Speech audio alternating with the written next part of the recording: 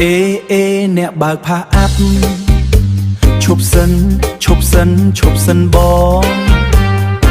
ខ្ញុំចង់ទៅមាត់ទន្លេយប់បន្លេរាត្រីស្ងប់ស្ងាត់វាយោបទជារាងកាយក្រអូបការរំដួលក្រោមរាត្រីពន្លឺច័ន្ទភ្លឺថ្លាលឿងពណ៌ស្រស់ឆើតលេងនឹងបូផាដើរតាមផ្លូវមើលគូស្នេហាដ៏ផ្អែមល្ហែងផាអាប់បត់ស្ដាំបត់ឆ្វេងនៅខាងមុខមានស្រីស្រស់ស្អាតធ្វើឲ្យខ្ញុំលងបាត់ស្មារតីអស់ហើយបងផាអាប់ទៅត្រង់បត់ឆ្វេងខ្ញុំជីផាអាប់មើលគេសប្បាយមែនបងប្អូនអើយស្នេហ៍អើយកុំតន់ទៅណាចោលបងស្នេហ៍អើយកុំតន់ទៅណាចោលបងរាល់ពេលរាត្រីចិត្តខ្ញុំស្រមៃជីតែផាអាប់តាមមាត់ទន្លេខ្ញុំជីផាអាប់តែស្រីបារាំងគេជីស៊ីក្លូស្រីញញឹមដាក់ខ្ញុំទៀតហើ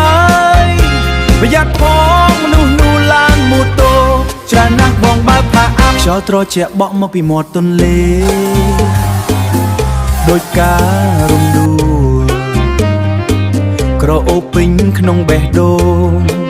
តើថ្ងៃណាបានស្នេហ៍នៅក្បែរបងស្នេហ៍អើយកុំតន់ទៅណាចោលបងស្នេហ៍អើយកុំតន់ទៅណាចោលបងរាល់ពេលរាត្រីចិត្តខ្ញុំស្រមៃជិះតែផាអាប់តាមមាត់ទន្លេខ្ញុំជិះផាអាប់តែស្រីបារាំងអាមេរិកាំងគេជិះស៊ីក្លូញញឹមដាក់ខ្ញុំទៀតហើយមើលទៅលើឃើញស្កាយបាសន្ធិដ្ឋគូស្នេហ៍កំពុងតែសប្បាយពួកគេលើកដៃនិងញញឹមដាក់ខ្ញុំទៀតហើយប្រយ័ត្នផងមនុស្សនោះឡានម៉ូតូច្រើនណាស់បងបើកផាអាប់វាយោរាត្រីនៅតែបងត្រជាក់រាងកាយបើមានអូនក្បែរជីវិតបងនៅតែមានន័យស្នេហ៍យើងនឹងរស់ដោយក្នុងសុបិនរៀងរហូតឈប់ត្រង់នឹងហើយបងបើកផាអាប់ប្រយ័ត្នផងបងបើកផាអាប់